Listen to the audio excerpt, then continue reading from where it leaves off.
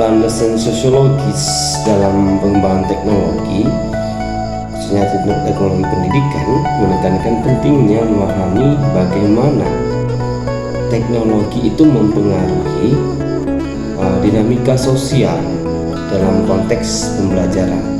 Salah satu contohnya di saat daring kemarin yang pada saat COVID ya.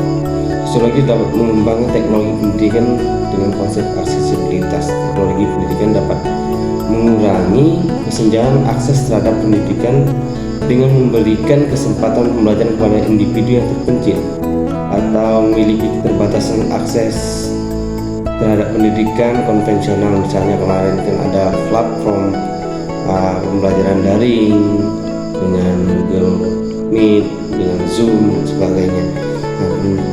Menyediakan akses ke materi pembelajaran bagi siswa yang tinggal di daerah terpencil atau yang memiliki keterbatasan fisik juga. Nah, ini juga salah satu landasan sosiologis. Jadi di mana teknologi pendidikan itu membantu aksesibilitas bagi mereka yang kesulitan mengakses pendidikan seperti itu. Nah, sedangkan ya dua, yaitu landasan psikologis. Landasan psikologis dalam pengembangan teknologi pendidikan ya, menyoroti bagaimana teknologi dapat mempengaruhi proses kognitif dan perkembangan seorang individu atau siswa. Salah satu contoh landasan psikologis dalam pengembangan teknologi pendidikan adalah teori pembelajarannya, konstruktivis. Menurut teori ini, siswa aktif membangun pengetahuan mereka sendiri melalui interaksi dengan materi pembelajaran.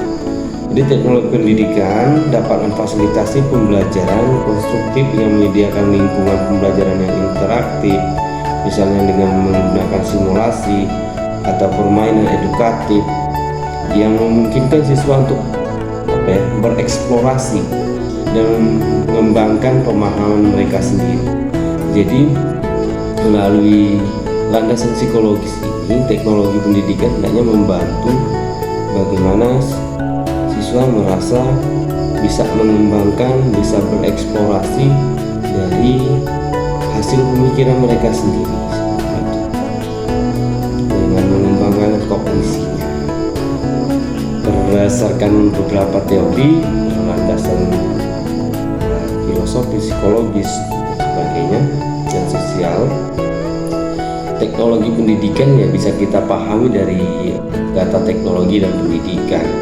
Teknologi adalah segala sesuatu yang diciptakan untuk mempermudah kehidupan manusia. Itu tujuan diciptakannya teknologi. Lalu berkaitan dengan pendidikan, kita bisa lebih terbiasa ya, dalam pembelajaran dan sebagainya.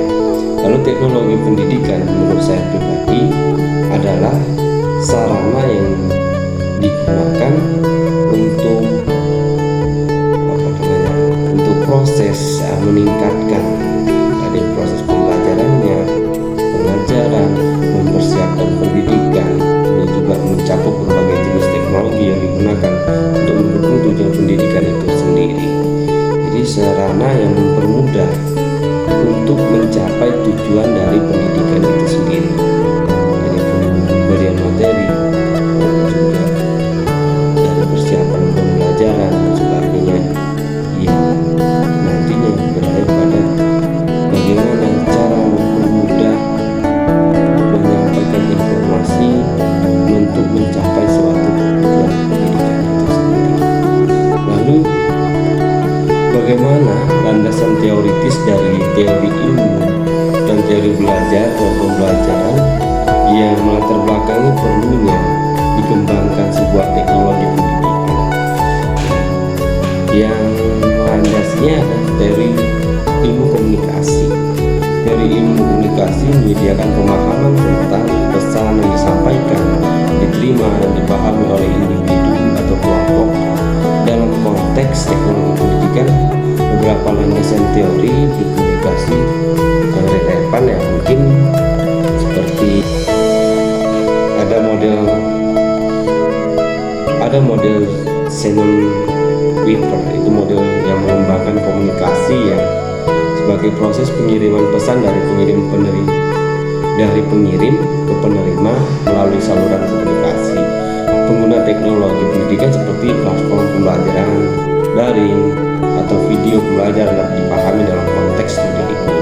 Lalu juga ada teori komunikasi interpersonal, yaitu ini menyoroti pentingnya interaksi antara individu dalam proses komunikasi. Dalam konteks pembelajaran, teknologi pendidikan ini dapat digunakan untuk memfasilitasi komunikasi interpersonal, misalnya antar guru dan siswa, serta antara sesama siswa melalui platform diskusi online, platform kolaboratif, atau media sosial pendidikan.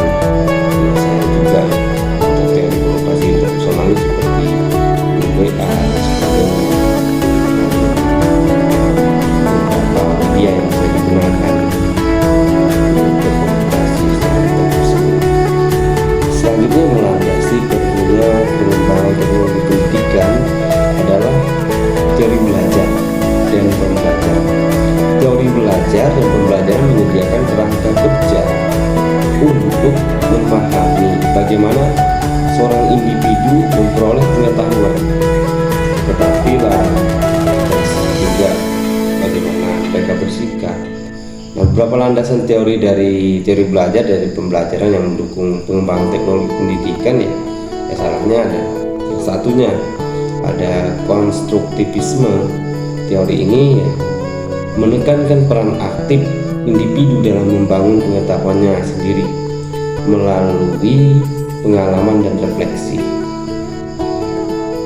Teknologi pendidikan dapat memfasilitasi bagaimana pembelajaran yang konstruktif dengan menyediakan sumber daya interaktif, simulasi, dan permainan edukatif yang memungkinkan siswa untuk aktif dan terlibat dalam proses pembelajaran, misalnya dengan game di dalam permainan. Dalam belajar diawali dengan game, lalu juga aktivitas kegiatan kelompok yang bikin mereka memiliki kegiatan yang bisa menimbulkan mereka untuk belajar. Selanjutnya ada teori kognitif. Teori ini memperhatikan proses mental yang dalam pembelajaran, termasuk pemrosesan informasi, pemecahan masalah, dan juga pemahaman konsep-konsep.